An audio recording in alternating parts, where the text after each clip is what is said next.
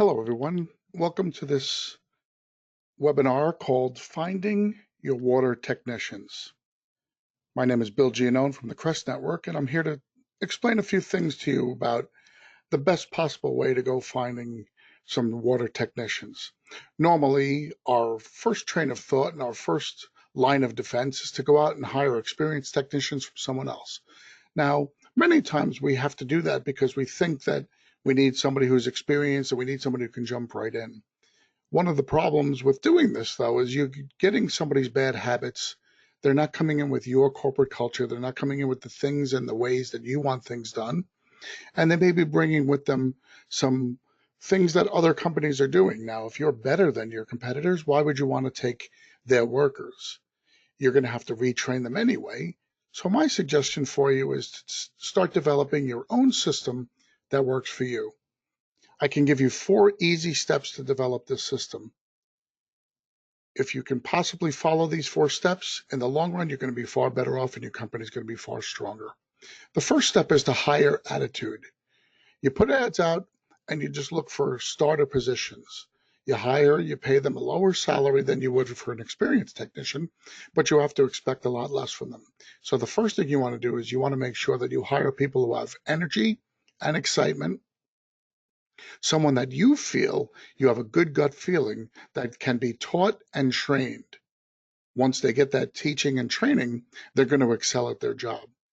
So usually in an interview, if you have a few good questions to go back and forth with, ask them their most difficult decision they've ever had to make on a job site, ask them the most fun they've ever had on a job, ask them about, some of their high school or college activities.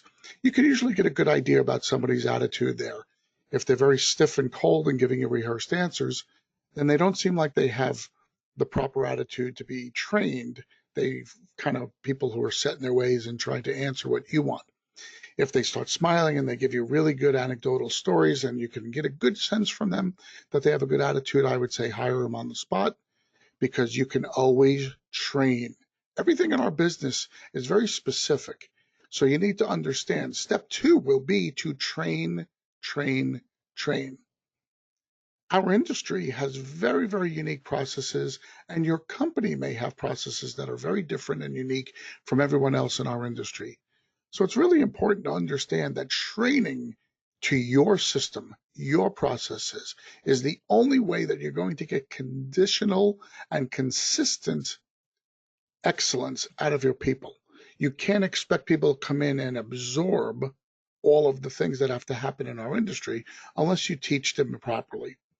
Now, there's on the job training where you're just sending them out in a truck with somebody who's more experienced and you're letting them learn. And that's one way to do it. I would also recommend that you have a lot of classroom time. The best companies in our industry might not put a guy out on a truck for upwards of a month. They're spending that much time training them on what their job entails, but also how to do their job. Once again, many of us have internal processes that require a lot of paperwork and documentation. Some of that paperwork might be digital, and that requires a big learning curve for people to learn how to operate these digital platforms in order to make sure that they're clocking in right, that they're documenting the job right, they're taking the moisture readings properly. Those are things that can only be done through training. Yes, you can learn it out in the field, but remember, you're paying somebody to go out in the field to take the place of a worker who should be very efficient.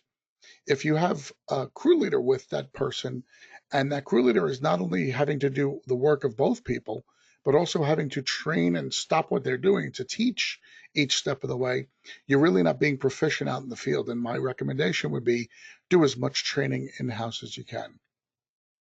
Step 3, test and certify.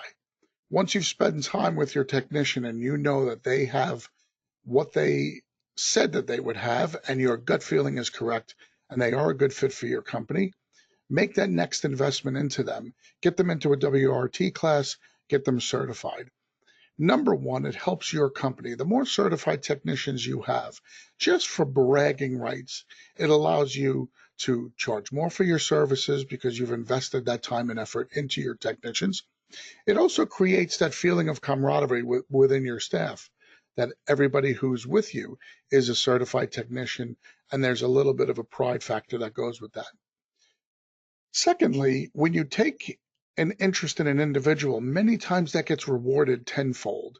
When you show them you believe in them and that you're willing to invest in them for their long-term success, they many times will feel committed to you and feel like they owe you, and they become a much more loyal, dedicated employee. You've given them their start, and they're more likely to remember that. Finally, once they are tested and certified, it's time to trust and encourage them. You've already spent the time and money in them. You've spent several months with them. This is, several months down the road. Once you know that they're proficient, do it. Put them on the truck. Put them out there. Put them in charge of a project. Let them get their feet wet doing that. I'm not saying automatically give them a crew and now start a brand new guy underneath them.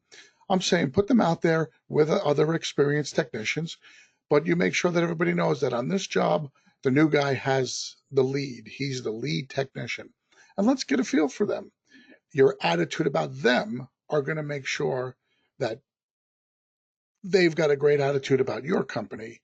They're going to love their job if you're showing them that you've really invested not just your money and your time in them, but you've invested the future of your company in them. By entrusting them, you're building their trust in you and in the process. Now, of course, many times we're faced with the factor of the being able to do it this way and have a slow process versus we have a guy who just left us and he's got 5 years experience and we need to replace somebody tomorrow.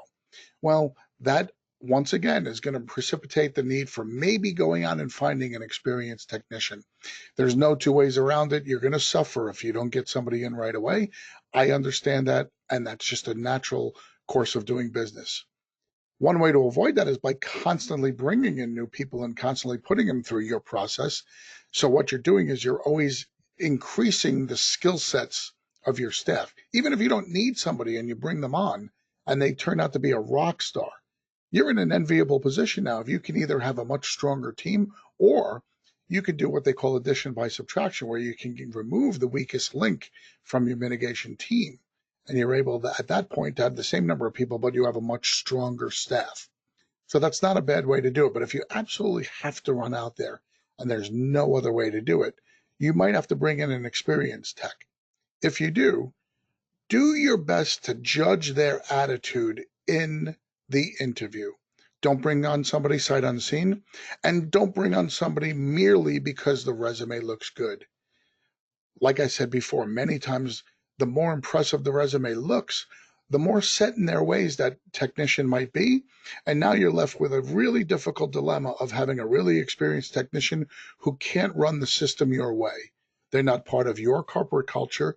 And if anything, they could come in and upset the apple cart with everything that's already going on in your company. So be really careful about doing this. My recommendation, always be looking for new talent, always be willing to invest the time and effort into training them, because even if they don't work out, it's still in the long run going to be far cheaper for you and far more effective for your systems.